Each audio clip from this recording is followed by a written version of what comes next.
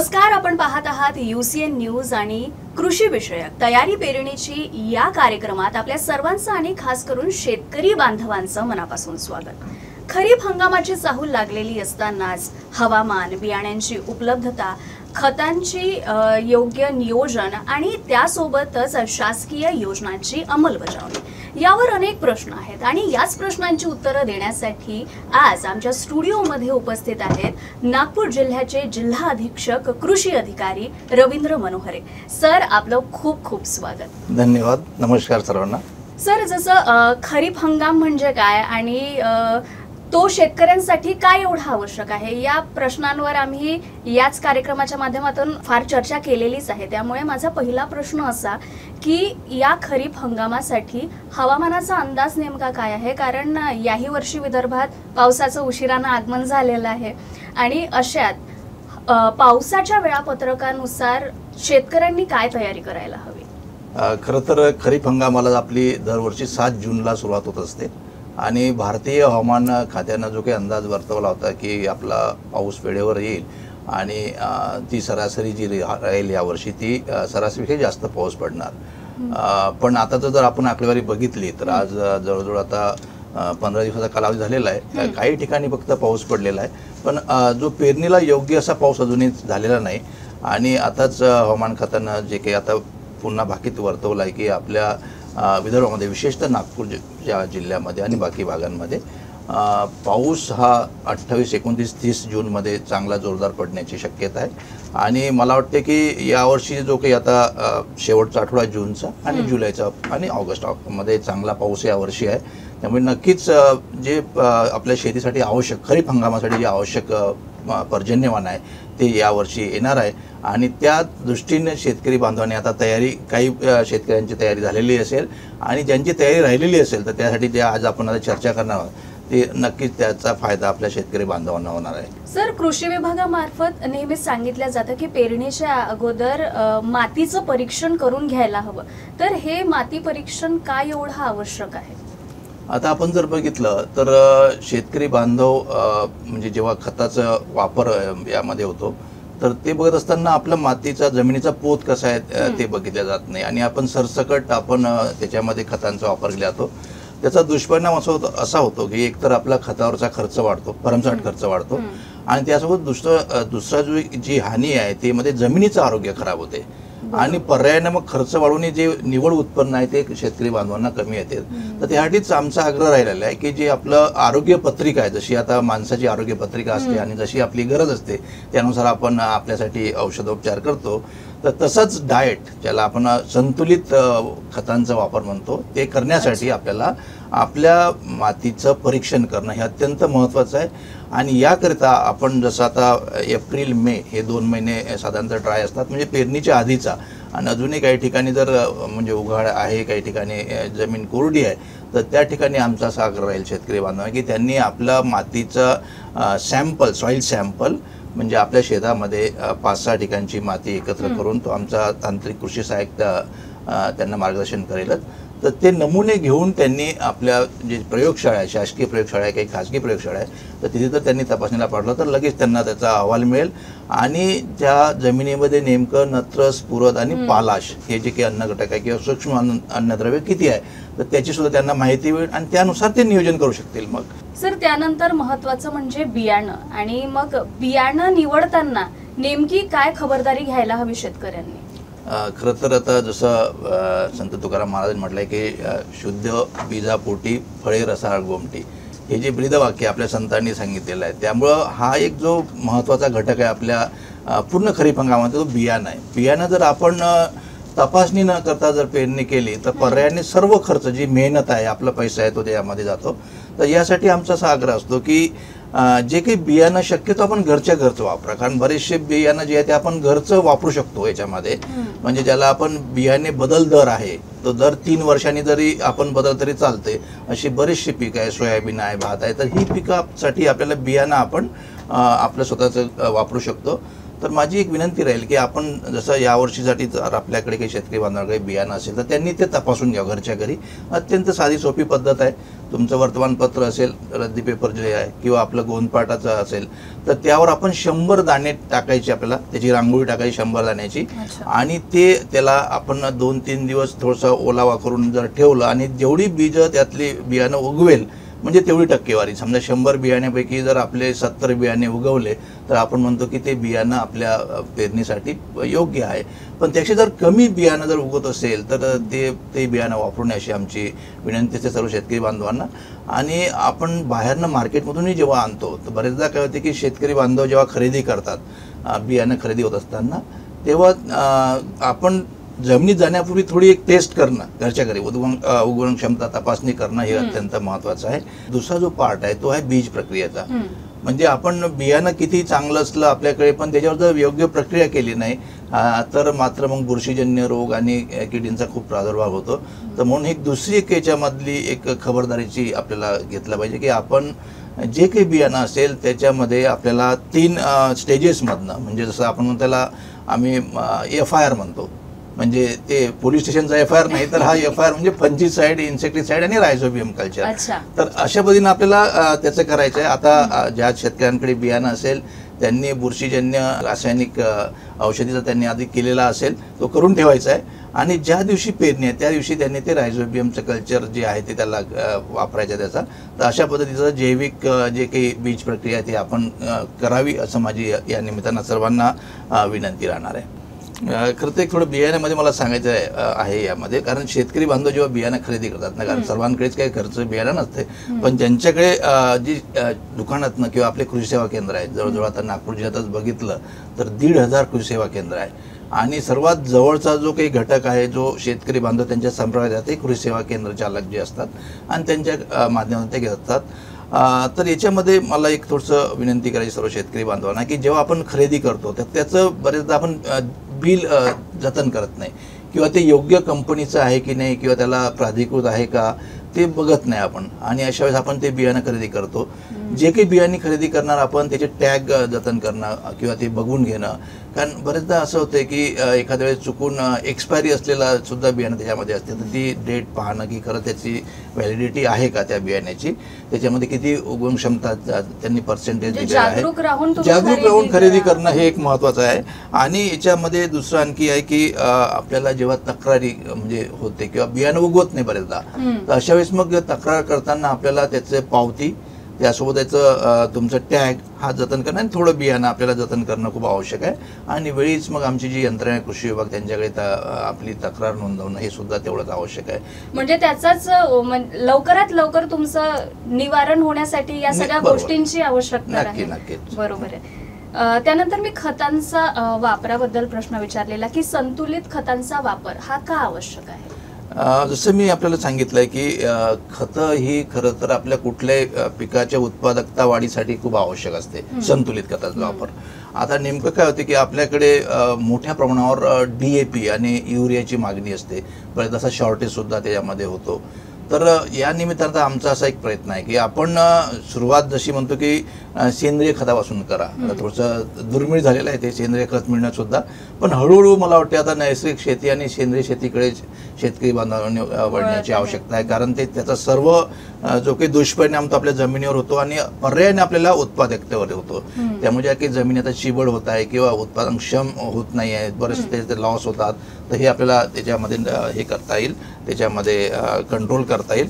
आणि दुसरं खताचं नियोजन करत असताना आपण जसं म्हणतो की खतं आहेत मिक्स फर्टिलायझर, त्याचा मिश्र खतांचा वापर करूनही आपण जी काही गरज आहे NPKची ती भागू शकतो. तर म्हणून आपल्याला एक थोडा दूरगामी विचार करून नैसर्गिक शेती आणि सेंद्रिय शेती कमीत कमी जमिनीला आपण त्याच्यामध्ये कुठले बाहेरचे अतिक्रमण न करता कुठल्या खतांचं म्हणा किंवा आपल्या प्रॅक्टिसेस ज्या असतात त्यासुद्धा न वापरता आपल्याला करता येईल.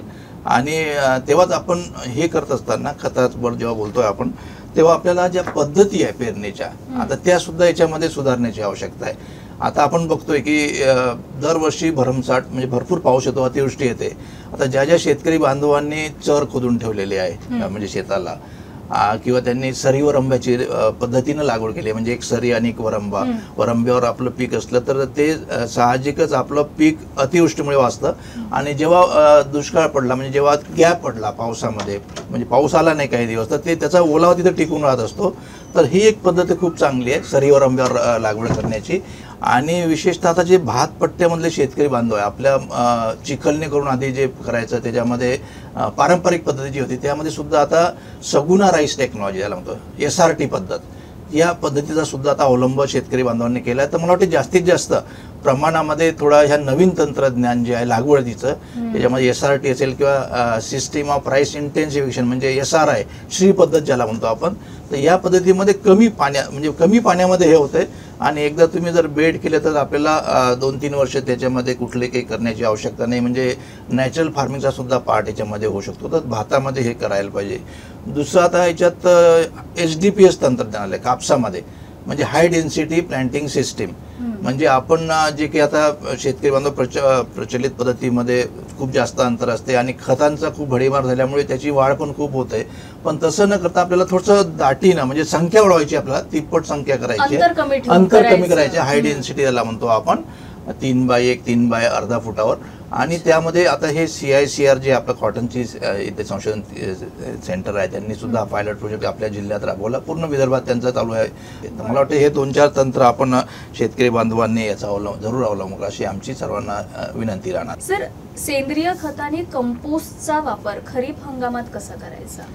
आता आपण खरं तर हे सर्व जी प्रक्रिया आहे ती आपल्या पावसाळ्यापूर्वीच होऊन जाणं अपेक्षित असते. म्हणजे आपल्या शेतकरी बांधव ज्यांच्याकडे शेणखताचा उपलब्धता आहे तर त्यांनी BD कंपोस्टिंग, म्हणजे एक बायोडायनॅमिक कंपोस्ट ज्याला म्हणतो, की खतं आणि जे अवशेष आहे आपल्या जमिनीतले पिकाचे जे अवशेष असतात ते एकत्र करून तिथे लिपून घ्यायचे असतात आणि त्यानंतर ते आपलं ह्या खरीपासाठी खत उपलब्ध होत असते. ते म्हणजे जेवढा काही पालापाचोळा असेल किंवा दसकट असेल तर त्याला कुजवणे विशिष्ट पद्धतीनं, ज्याला BD कंपोस्ट म्हणतो किंवा आपण याचा म्हणजे आपला नॅडेप कंपोस्ट म्हणतो, तर त्याच्या माध्यमातून खत तयार करण्याचे कारखाने, म्हणजे सेंद्रिय खताचे कारखाने आपल्या शेतकरी बांधवांनी केले पाहिजे. थोडंसं एक मेहनतीचं काम जरी असलं तर तरीसुद्धा काही शेतकरी याच्यामध्ये पुढं आलेले आहे आणि त्यांनी असे म्हणजे युनिट्स, जे काही छोटेखानी युनिट्स आहेत ते त्यांनी तयार केलेले आहे. तर सेंद्रिय खतं नक्कीच त्याच्यामुळं आपला जो कर्ब आहे सेंद्रिय कर्ब, कारण आता आपण बघतोय 0.5च्या खाली गेलेला आहे आपला सेंद्रिय कर्ब, साधारणतः 1च्या वर आपला असणं अपेक्षित आहे, पण अर्ध्यावर आलेला आहे तो. तर त्यामुळं आपल्याला जमिनीचं जर जडणघडण व्यवस्थित ठेवायचं असेल किंवा त्याला उत्पादनक्षम बनवायचं असेल तर सेंद्रिय खताकडे शेतकरी बांधवांनी वळणं अपेक्षित आहे. तर माझी एक विनंती राहणार आहे की त्याच्यामध्ये आपण थोडं टप्प्याटप्प्याने, ज्याला मग इंटिग्रेटेड क्रॉप मॅनेजमेंट ज्याला म्हणतो आपण, एकात्मिक पीक व्यवस्थापन, त्याच्यामध्ये कीड रोगही आले आणि खताचं व्यवस्थापन आला, त्याचा अवलंब शेतकरी बांधवांनी केला पाहिजे. हो, माझा तोच प्रश्न होता की सेंद्रिय व एकात्मिक कीड व्यवस्थापन IPM ज्याला म्हणतो, हे नेमकं काय आहे आणि शेतकऱ्यांसाठी ते कसं फायद्याचं आहे? याचा म्हणजे खरा फायदा जर म्हटलं आपण तर ज्या काही कीड आणि रोग आहेत आपले येणारे, तर प्रत्येक पिकाचे ठरलेले कीड रोग आहेत. तर आपण सुरुवात करताना एकदम जहाल कीटकनाशकांचा वापर करतात शेतकरी बांधव सुद्धा. पण हे जर आपण टप्प्याटप्प्याने, कारण किडी एका दिवसात मोठ्या होत नाही किंवा रोग सुद्धा त्याचे काहीतरी ते सिम्पटम्स आपल्याला दिसत असतात. तर जेव्हा सिम्पटम्स दिसण्यासाठी आपण एक प्रोग्राम सुद्धा एक शासनाने राबवला, क्रॉपसॅप नावाचा, म्हणजे सर्व्हिलन्स, म्हणजे त्याला आपण पाहणी करणे शेताची. त्याच्यामध्ये आमचा कृषी सहाय्यक सुद्धा जाऊन निरीक्षण घेतो की नेमकं ते आता पूर्ण हंगामभर, आणि ते आपण रिपोर्टिंग करतो ॲप थ्रू. आणि त्यानंतर आपल्याला जे विद्यापीठ आहे त्याच्यावर त्याचा सल्ला ऑनलाईन पद्धतीने देत असते आणि तो आपण शेतकरी बांधवांना देत असतो. तर याच्यामध्ये एकच अपेक्षित आहे की आपण जेव्हा आपली पद्धती ज्या दाटीनं म्हणतो आपण की खूप वाढलेलं आहे पीक, तर सोयाबीनचं पीक जर म्हटलं तर आपण ते जर पट्टा ठेवला नाही तर एकदा थोडंसं पीक मोठं झालं की शेतकरी त्यात जाऊ शकत नाही, कारण बरेचसे काही त्याला मुवमेंट होत नाही, फवारण्या करता येत नाही. तर अशा वेळेस आपण म्हणतो की पट्टा पद्धत ठेवा. म्हणजे IPMचं एक सूत्र काय की तुमची जी जमीन आहे एक तर त्याचं मायक्रो क्लायमेट तुम्ही तयार करा आणि वारंवार निरीक्षण त्याच्यामध्ये केले पाहिजे. निरीक्षण करताना आपल्याला निसर्गामध्ये दोन्ही आहे, मित्र कीड आहे आणि शत्रू किडी आहे. तर आपल्याला मित्र किडी ओळखता आल्या पाहिजे. मित्र किडीचा वापर करून शत्रू किडींवर आपण मात करायची. म्हणजे जीवसे जीवनम जो तत्व आहे तर त्याच्यामध्ये आपल्याला त्याचा वापर करणं, म्हणजे याच्यात कुठलंही क्रॉप घ्या तुम्ही, त्या क्रॉपमध्ये निसर्गामध्ये ज्या ज्या औषधी दिलेल्या आहेत, जसं आता म्हणतो आपण कडुनिंब आहे किंवा दशपर्णी अर्क म्हणजे 10 प्रकारचा कडू ज्यांचा पाला आहे, ज्या पानांचा सीताफळ सारखे असेल, तर हे सर्व आपण त्याच्यामध्ये वापर करून एक अर्क घरच्या घरी तयार करणे, त्याच्या फवारण्या करणे. कारण प्राथमिक स्टेजला जर आपण हे थोडं कंट्रोल केलं आपण त्याचे जे अंडी स्टेजमध्ये जे आहे, तर नंतर मग तो प्रकोप होत नाही. तर यासाठी आपल्याला घरच्या घरी करण्यासाठी म्हणून आता काही बघतो आपण की चिकट सापळे म्हणजे ज्या काही पतंग आहे ते त्याला चिटकणार आणि नंतर मग आपलं पुढचा जे काही प्रजनन असते, वाढते किडी त्याच्यामध्ये कंट्रोल होणार. तर म्हणून आपल्याला चिकट सापळे, येलो स्टिकी ट्रॅप ज्याला म्हणतो आपण, किंवा फेरोमेन ट्रॅप, खूप कमी खर्चाचं तंत्रज्ञान आहे. म्हणजे आपण 100 रुपयामध्ये ते होऊन जाते पूर्ण. आणि यामध्ये नक्कीच आता जसं याच्यात सांगितलेलं आहे आपल्याला की मेजर ज्या किडी आहे आपल्या 3-4 क्रॉपमध्ये, तर ह्या किडींच्या नियंत्रणासाठी मावा, तुडतुडी असेल किंवा जसं आता बोंडळी आहे, पांढरी माशी आहे, तर यासाठी पहिलं जो कंट्रोल मेजर आहे तो हे कमी खर्चाचं तंत्रज्ञान आहे, IPM मधलं तत्व. अच्छा सर, असं बरेचदा होतं की पेरणीनंतर पहिले पाऊस येतो आणि नंतर अचानक गायब होतो. तर पाण्याची साठवणूक किंवा मग आपण सिंचन म्हणूया की सिंचनासाठी कृषी विभाग नेहमीच प्रोत्साहन देत असतं सूक्ष्म सिंचनासाठी. तर याचे सूक्ष्म सिंचनाचे फायदे काय आहेत शेतकऱ्यांसाठी?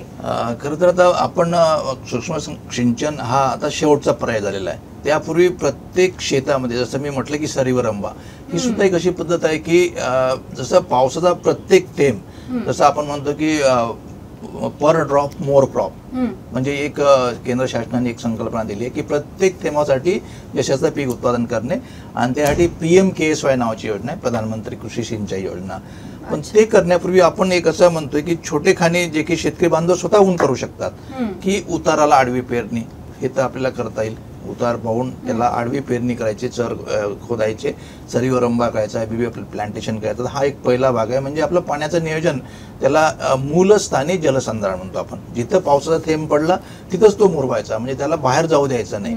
तर हे एक पहिलं तत्व याच्यामधलं आहे. आणि दुसरं म्हणजे आता जरी तो पिरियड गेला असला तरी सुद्धा आपल्याला दिवाळीनंतर ते काम हातात घेता येईल की रेन वॉटर हार्वेस्टिंग, म्हणजे जे आपलं पाणी आहे तर ते विहीर पुनर्भरण करणं. बऱ्याचदा आपण बघतो पाण्याची पातळी खूप खाली गेलेली आहे, कारण आपण पुनर्भरण करत नाही पाण्याचं. पाणी आहे 4 महिने पडलं, वाहून गेलं. पण ते जर आपण पावसाळ्यामध्ये समजा अडवू शकलो, काही आता बंधारे शेवटचं पाणी आपण वंदराई बंधाऱ्यामुळे अडवू शकलो, किंवा आता जेव्हा पाऊस येतो आहे आता पावसाळ्यामध्ये, तर आपण त्याला रिचार्ज करत गेलो आपल्या भूजलाला, तर नक्की त्याचा फायदा होणार आहे. तर म्हणून हे उपाय योजना आहे. आणि याच्यामध्ये आता आपल्या शासनाने मुख्यमंत्री शाश्वत सिंचन योजना नावाची योजना, त्याच्यामध्ये शेततळं म्हणजे शेत तेथे शेततळं, तर हे सुद्धा त्यासाठी अनुदानाची योजना आहे. ते शेतकरी बांधव त्याच्यामध्ये शेततळी घेऊ शकतात, ठिबक तुषार घेऊ शकतात. नंतर खरीप झाल्यानंतर जो रबीचं जेव्हा आपण शेतकरी बांधव नियोजन करतात, तर तेव्हा रबीसाठी सुद्धा आपल्याला काही पाणी याच्यातलं, जसं आपण एक योजना आहे त्याच्यामध्ये आहे की अस्तरीकरण, म्हणजे शेततळ्यामध्ये एक प्लास्टिक मल्च टाकून तिथे पाणी साठवणं, आणि जेव्हा मग आपल्याला लागतंय पाणी, म्हणजे भाजीपाला वगैरे पिकं घेतो आपण किंवा काही म्हणजे फळ पिकं घेतो, त्यासाठी आपल्याला त्या पाण्याचा वापर करता येतो. नक्कीच सर, आपण आधुनिक तंत्रज्ञानाबद्दल बोललो मग अशी, तर यात जे ड्रोनचा वापर आहेत आणि काही यांत्रिक पेरण्या पण आता सुरू आहे, तर याचा शेतकऱ्यांना कसा फायदा होतो? आता खरं तर सर्वांना कल्पना आहे की शेतामध्ये मजूर मिळणं थोडं दुरापास्त झालेलं आहे, कारण बऱ्याचशा अडचणी आहे की मजूर मिळत नाही. आणि अशा वेळेस मग थोडं यांत्रिकरण करण्याशिवाय आपल्याला पर्याय नाही आहे. आणि यांत्रिकरणासाठी एक मेकॅनायझेशनचं जे काही मिशन आहे सेंट्रल गव्हर्नमेंटचं, केंद्र शासनाने अभियान केलं आहे यांत्रिकरणाचं अभियान. तर त्यामध्ये विविध योजना आहे. त्यामध्ये ट्रॅक्टर असेल, ड्रोन असेल, आपलं हे तुमचे छोटे छोटे अवजार आहेत शेतीसाठी लागणारी, किंवा काही प्रक्रिया युनिट असेल, हे सर्वांचा अंतर्भाव त्याच्यामध्ये आहे.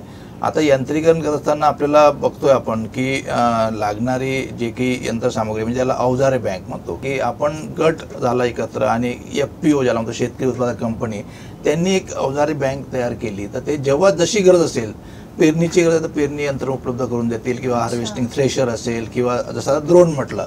आता आपल्या जिल्ह्यामध्ये सुद्धा बरंचसं जनजागृती झाली, लोकांमध्ये अवेअरनेस आलं.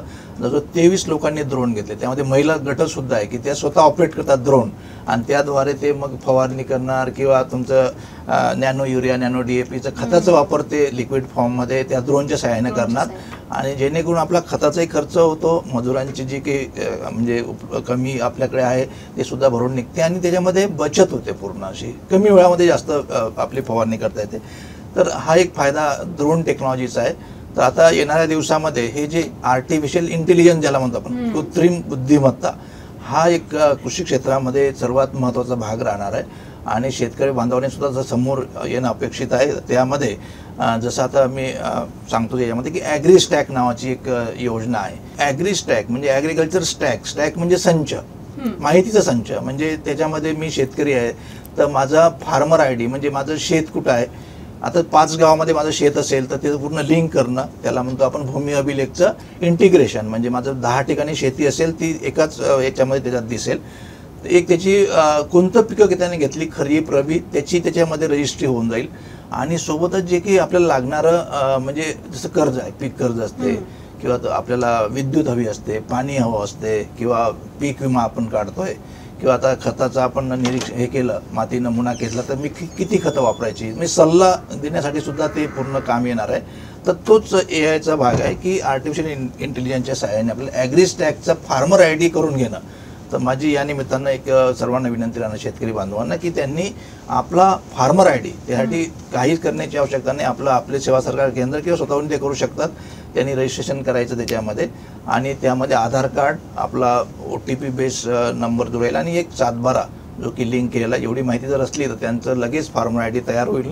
आणि जसा आपला आधार कार्ड नंबर आहे तसं फार्मर ID असल्याशिवाय आपल्याला कुठल्या पुढच्या योजना आता मिळत नाही. म्हणजे ते एक आवश्यक आहे. जर आपल्याला शासकीय योजनाचा लाभ घ्यायचा असेल तर ते अत्यावश्यक आहे. आणि हे सर्व प्रत्येक ठिकाणी लिंक झालेलं आहे. त्याच्यामुळे आपल्याला माहिती मिळत राहील की कोणत्या शेतकऱ्याकडे त्याचे ॲसेट काय काय आहे, असं म्हणजे नेमकं त्यांनी काय करायचं, म्हणजे कुठल्या महत्त्वपूर्ण हा एक उपक्रम आहे, करायला हवं, हीच आपलं या निमित्तानं सांगणार राहणार आहे. सर, आपण टेक्नोबेस होतोय आता, तर कृषीसाठी कोणते असे शेतकऱ्यांसाठी महत्त्वाचे ॲप्स किंवा असे पोर्टल्स आहेत जे शेतकऱ्यांना उपयुक्त ठरेल? आमच्या राज्य शासन कृषी विभागाने आता AI बेस आपलं ChatGPT केलेलं आहे स्वतःचं, महाविस्तार AI. तर माझी विनंती राहणार शेतकरी बांधवांना की त्यांनी त्यांच्या मोबाईलवर महाविस्तार AI नावाचं ॲप डाउनलोड करून घ्यायचं आणि त्याच्यामध्ये जो काही प्रश्न आपल्याला आहे त्या महाविस्तार AI ॲपमध्ये आपल्याला जेवढे की कृषी विभागाच्या योजना आहेत त्याच्या योजनांची माहिती तर आहे. भाषेचं काही नाही, आपण मराठीमध्ये विचारू शकता, इंग्लिशमध्ये. तर मराठी आपली मातृभाषा असल्यामुळे आपण मराठीवर त्याच्यात फोकस केला आहे आणि पूर्ण त्याचा जो काही सोर्स आहे म्हणजे माहितीचा सोर्स तो सुद्धा ऑथेंटिक आहे. नक्कीच सर, खरं तर बोलण्यासारखं खूप काही आहे पण आपल्याला पण वेळेचं बंधन आहे. तर शेवटी तुम्ही आपल्या शेतकरी बांधवांना काय कानमंत्र द्याल? आता खरीप हंगाम आहे आणि आता एक अत्यंत योग्य वेळ आताची आहे की आपल्याला पहिला फोकस पाहिजे माझा बियाण्यावर. कारण आता ज्या काही गोष्टी त्या घडून गेलेल्या त्याच्यात आपण काही फारसं करू शकत नाही किंवा जमीन किंवा माती नमुना वगैरे ते सर्व असं आहे असं गृहीत धरू आपण. तर बियाणं खरेदी करत असताना माझा हाच राहणार आहे प्रयत्न की ज्या शेतकऱ्यांनी अजूनही आता बियाण्याची सोय केली नसेल तर कृपा करून त्यांनी STBT घेऊ नये. पण हाच आमचा कानमंत्र राहील की शेतकरी बांधवांनी चांगलं बियाणं, चांगल्या कंपनीचं, प्रमाणित बियाणं. आणि आता यावर्षी शासनानं साथी पोर्टल म्हणजे जे ट्रेसेबिलिटी आहे की एखादी बॅग आहे ती त्याचा सोर्स काय आहे ते सुद्धा याच्यामध्ये आपल्याला दिसतंय. म्हणजे QR कोड दिलेला आहे की हे कोणत्या जिल्ह्यामधलं कोणत्या शेतकऱ्यांनी ते उत्पादित केलं आहे आणि त्याचं प्रमाणीकरण झालं आहे की नाही वगैरे, ह्या सर्व गोष्टी त्या चॅनलमधून जे बियाणं येईल तेच घ्यायला पाहिजे. तर त्यासाठी साथी नावाचं पोर्टल आहे, ते प्रत्येक दुकानदाराकडे त्याचं लॉग इन दिलेलं आहे. त्यांनी ते महाबीज NSC किंवा ज्या चांगल्या नामांकित कंपन्या असेल त्यांच्याकडनं ते घ्यायचं आहे. आणि जेव्हा ते शेवटी आपल्या जमिनीत जाईल त्याचा जो प्रवास आहे म्हणजे त्याचं उत्पादन ते आता आपला पेरणीपर्यंतचा प्रवास हा पूर्ण त्याच्यामध्ये ट्रेस होणार आहे. ट्रेसेबिलिटीचा साथी पोर्टल आहे. तर मला वाटते आपण सुद्धा आग्रह करावा की बाबा माझं साथी पोर्टल म्हणून बिल जनरेट झालं पाहिजे आणि त्यानुसार मग ते बियाणं येईल. म्हणजे जेणेकरून जेव्हा आपल्याला एखादा क्लेम करण्याची वेळ येईल किंवा उगवलं नाही तर मग आपल्याला त्याच्यामध्ये लिगल पद्धतीने त्यांच्यावर काही आपल्याला मागणी करता येईल नुकसान भरपाई. पण जर आपल्याकडे बिलही नाही आहे किंवा आपण STBT घेतलं आणि मग झालं तर मग आपल्याला कुठलंही नुकसान भरपाई त्यामध्ये मिळण्याची शक्यता राहणार आणि आपला खर्च पूर्ण वाया जाईल. नक्कीच सर, तुमच्या मार्फत एकूणच आपण म्हणूया की कृषी विभागामार्फत दिलेलं जे मार्गदर्शन आहे ते शेतकऱ्यांना योग्य दिशा देईलच. सर, आपण वेळात वेळ काढून आमच्या स्टुडिओमध्ये आलात त्यासाठी खूप खूप आभार आपले.